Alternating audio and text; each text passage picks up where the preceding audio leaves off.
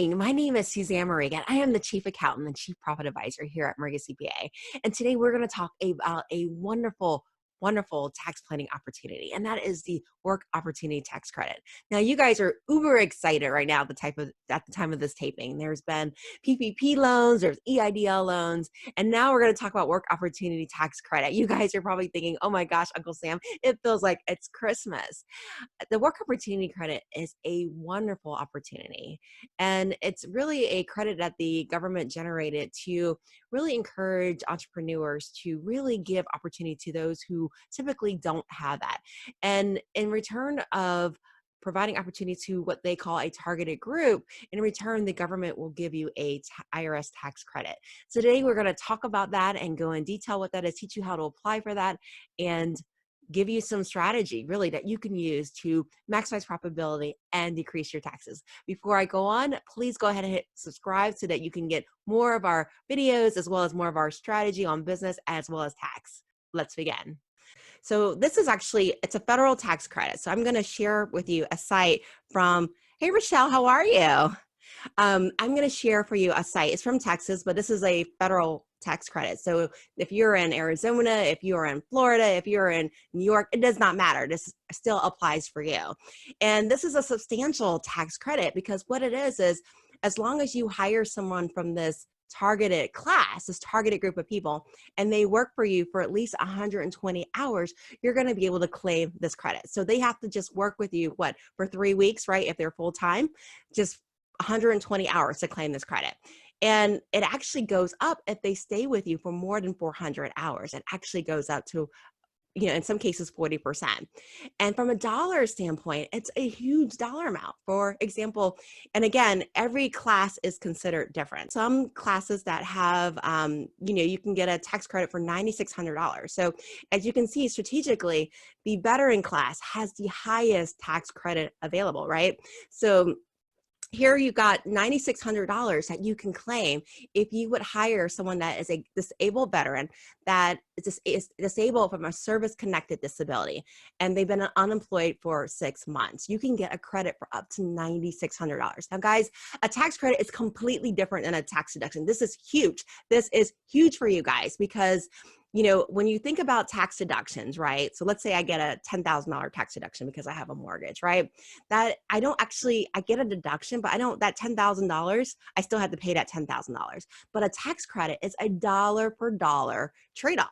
So if I end up paying a $9,600, if I ended up paying $9,600 on taxes, I'm going to get a credit to offset that to make my taxes zero. So it's a dollar for dollar trade-off. So this is bigger than a tax deduction. This is a tax credit. And for some of you guys that are scaling, for some of you guys that are, let's say in staffing, where you've got lots and lots of employees, take that $9,600 and multiply it by the number of employees that you have. So you can see what that dollar amount really equals to. And so strategically, you can see here you've got disabled veterans. You can get a tax credit of $9,600. If you have a veteran who's been unemployed for 6 months, you can get a credit for up to $5,600. If you've got a veteran that's been disabled due to service-connected disability, we're talking about a credit of $4,800. So guys, these are significant tax credits that you can get, right? If you've got a veteran that's on SNAP, meaning that they're on food stamps, $2,400 tax credit. A veteran that's been unemployed for 4 weeks, just 4 weeks. Come on, guys, this is COVID-19. This is COVID-19. Who has not been unemployed for 4 weeks, right?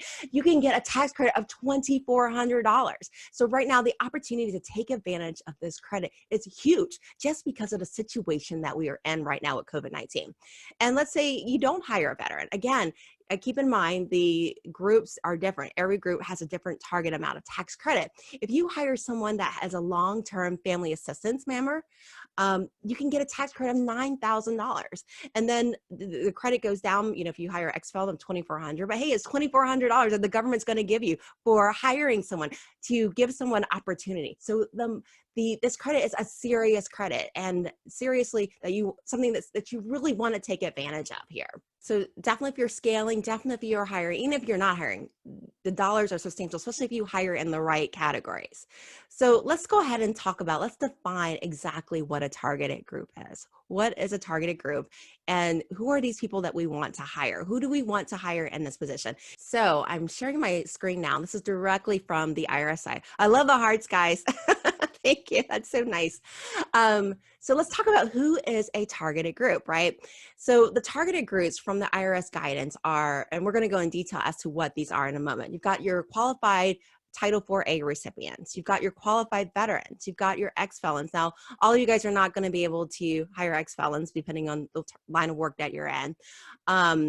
But it is a targeted group. You've got your designated community residents. You've got your vocational rehabilitation referral, your summer youth employee, your supplemental nutrition assistance program, your SNAP employees, so your food stamps, your supplemental Social Security income recipients, your long-term family assistance recipients, as well as your qualified long-term unemployment recipients.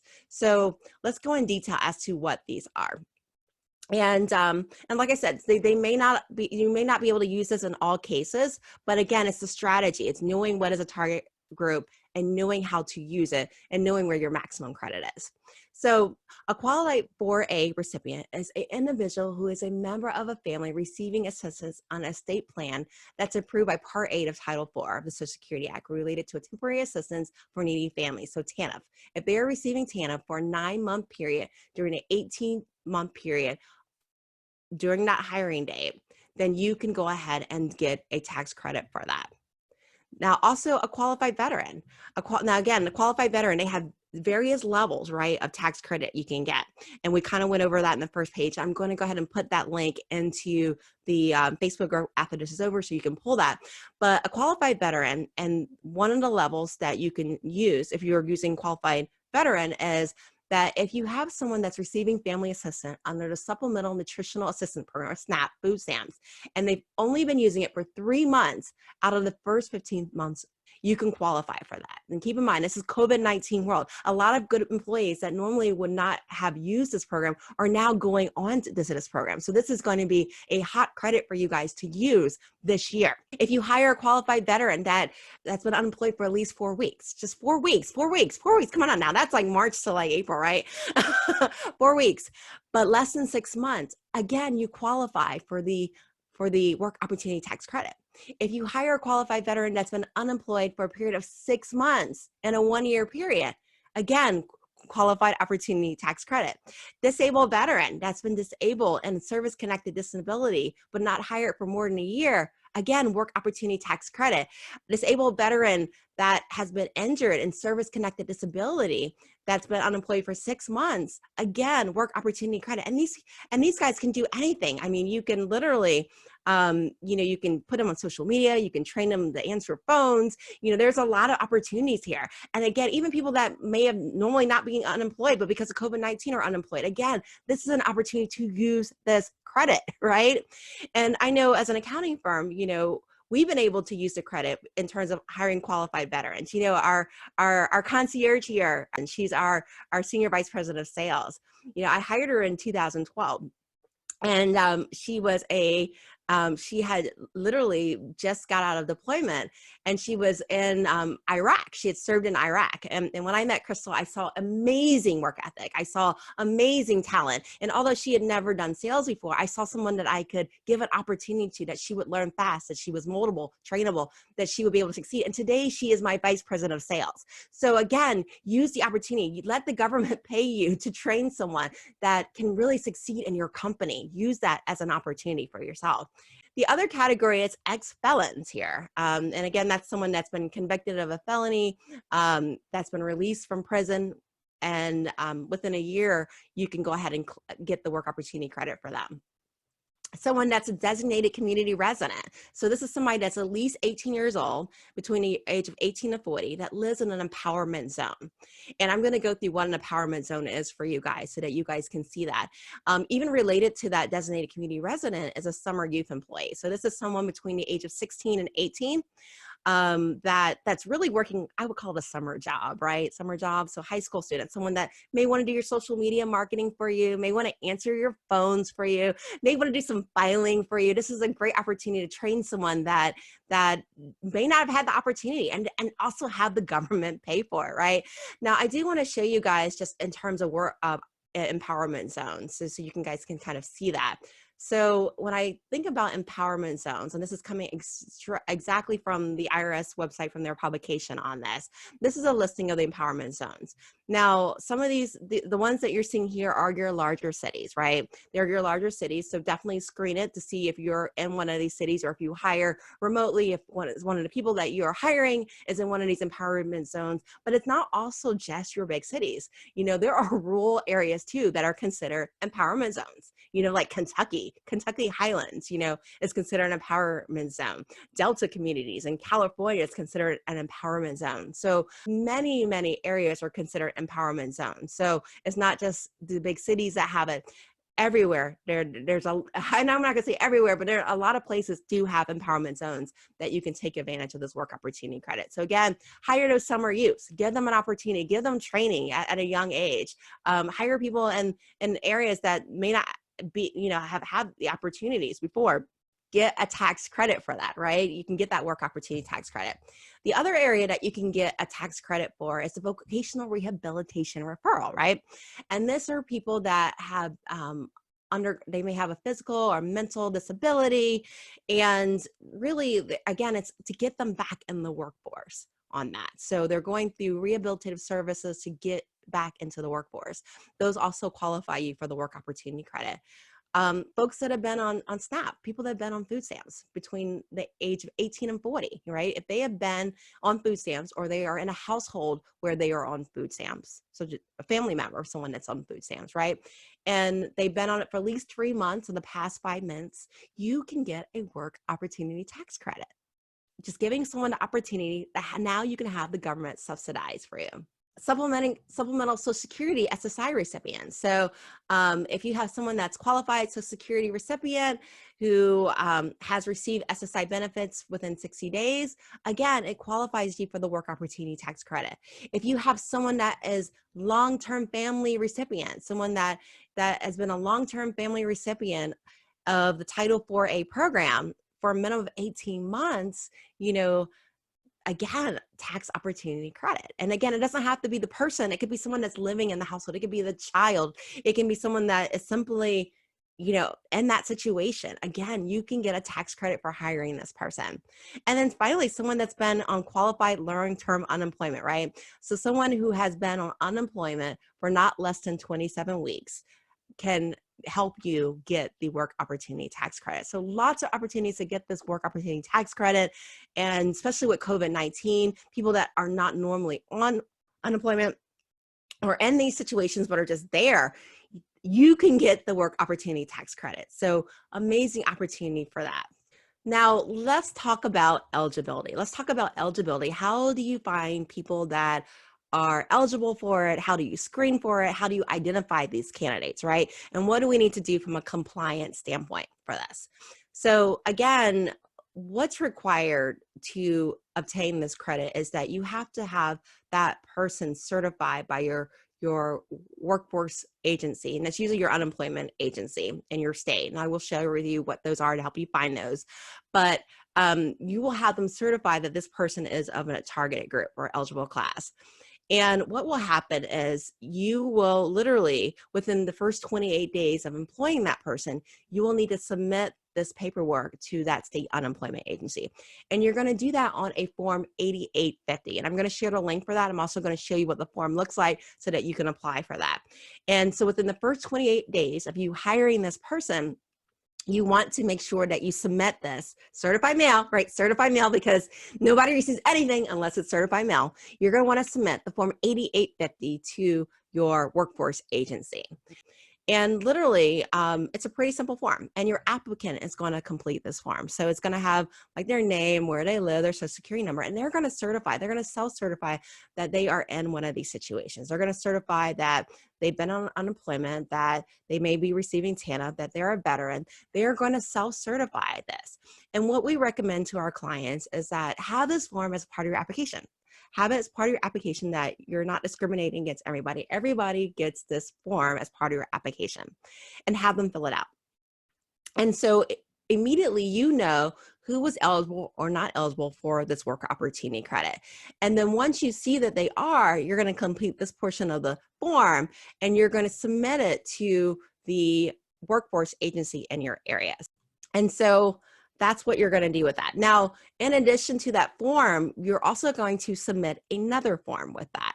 And that is going to depend on your situation. So it's either going to be a form 9062. Now that 9062 is called a conditional certification, and you're going to complete that form when the applicant has been referred to you by a job agency. So for example, if they're coming from the Job Corps or one of the unemployment agencies has sent them over as a referral, they're going to actually have a pre-certification for you, this form 9062 filled out. And you're going to submit that 8850 to the workforce agency in your state to make sure that you give that information to them, so that it kind of makes their job a little bit easier. Now, if they don't come pre-certified, they can self-certify. They can self-certify on a form 9061. And here you're just going to complete that form and again attach it with the 8850, send it to your state, your workforce agency.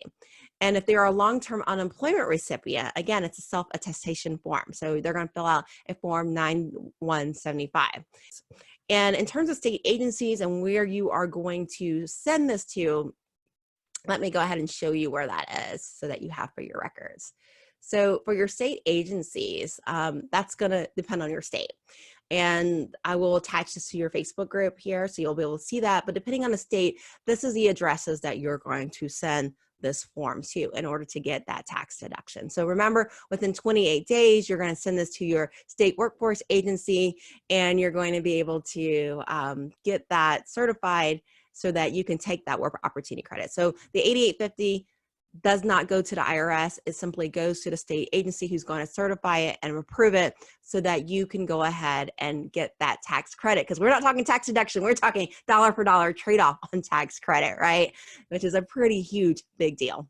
So once you have completed that form, I just want to give you the heads up on some things. There are some limitations on this tax credit.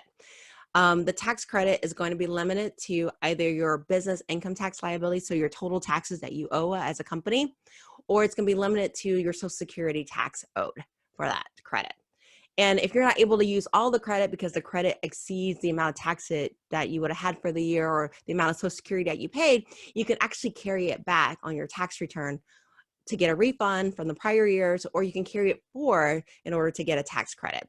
And even if you're a nonprofit, I don't know if we have any nonprofits out there, but if you're a nonprofit, you can still take advantage of the work opportunity credit. It'll just be limited to the Social Security tax that you pay as an employer for that tax credit. So even though nonprofits don't pay any taxes usually unless they're engaged in certain business activities, they can still get this credit to actually get a refund for themselves. So it works very much the same way. So now let's talk about, how do we claim this tax credit on your tax return? How do we get the money back, right? That's important. How do we get this money back? So as previously mentioned, it's a two-step process. So the first step is getting the certification to your state agency so they can certify it that this person truly is a qualified person in our target group. And you want to submit it certified mail, right? You'd be surprised how many people I find that don't have proof that they mail things because they're not sending it certified mail. So I'm going to stress the fact, certified mail. So make sure you're sending it certified mail to your state workforce agency. And if that person has worked for you at least 120 hours, right? At least 120 hours, because that's the minimum to get this credit, right? Because the credit's graduated. The more hours they're with you, the higher the credit's going to be, right? But that 120 hours, that 3-week minimum, really 120 hours, depending if they're full-time, part-time, that's your minimum. And you're going to actually get this credit claimed on your business return. So like if you're filing a 1040 Schedule C, that's where you're going to get it. 1120, you're going to file it there. 1120S, you're going to get that. And you're going to get this by filing what we call an IRS Form 5884 and a Form 3800 for a general business credit. So this is the form that you're going to complete. And again, this is going to be on the IRS website. And I'm also going to put this on our Facebook group so that you can use this credit here. But here, really what you're going to do is you're going to complete this form, or you're going to have your accountant complete it. If we're your accountant, we would complete it for you. But literally, you're going to complete this 5884 to determine the credit. And like I mentioned before, the credit is very much based upon the amount of wages. And it also depends on the targeted group, because remember, I did mention that the qualified veterans, you can get a credit for, up to $9,600. So, again, it's based upon the wages because they have, $9,600 at 40% would be a $24,000. You would get $24,000 of their eligible wages would be subject to the work opportunity tax credit. So $9,600 would be the tax credit if you hire in this category right here, the qualified veteran being certified as eligible for service-connected disability. That would probably be your highest area there. So from a tax strategy standpoint, now I do recommend that you talk to your attorneys, right? Because there are things called discrimination and you wanna make sure that you're careful about that. So make sure that you are, with your hiring practices, that's going to vary by state. So make sure you talk to your attorneys to make sure that your hiring practice are in compliance with their state. But you can see that there are different credit amounts depending on the level of that target class as deemed by the IRS for that standpoint. So now with the PPP loan, that I see Nelson's question here. The PPP loan is very new. It's very new. And as if you watch one of my previous videos that I put out last week, one of the things that you'll see is that the requirements for the PPP loan is constantly changing. In fact, one of the provisions with the PPP loan is they are not allowing what I'm going to call double dipping. So they're not going to allow you to take a certain deduction on some of the taxes that you would be able to take if you did not get a PPP loan. So at this point, from a tax theory standpoint, I would probably say they're not allowing you to double dip. And actually, I'm going to take that back. They're not going to allow it because those expenses that are forgivable on the PPP loan are actually not deductible on your tax return. So the amount that's forgiven on your loan is not going to be considered revenue, but the expenses that you're going to associate with that is also not going to be deductible. So I would say no, you're going to have to wait 8 weeks for your PPP loan to be forgiven. But after that, you'll be able to take the work opportunity tax credit. Thank you guys for attending today. It has been amazing seeing everyone. I miss everyone so much. I can't wait for Monday when we start our next master class. So Monday at noon. I can't wait to see you guys. Our classes will be 1 hour each. So noon Eastern Standard Time, 1 hour each. And again, our mission is to eradicate entrepreneur poverty. We want to eradicate it, get rid of it, make it non-existent anymore. And so we're going to have a raffle. Again, we're having a raffle for you guys for helping us eradicate entrepreneur poverty. So invite your friends, let your concierge know about that. And again, we want to support our local restaurants. So we're giving away that $25 gift card every single day to make sure that we eradicate entrepreneur poverty this week. So definitely let your concierge know so she can get you credit for those. For those of you guys who are watching on the afterplay, please click the link to join the masterclass below because we want to make sure that we have you. And I will definitely put the sources in our Facebook group later on today so that you can go back and look at the rulings so that you have the support information, because I want you guys to be able to make educated decisions when you're getting those returns filled out. May the profits be with you. And I look forward to seeing you guys on Monday at noon.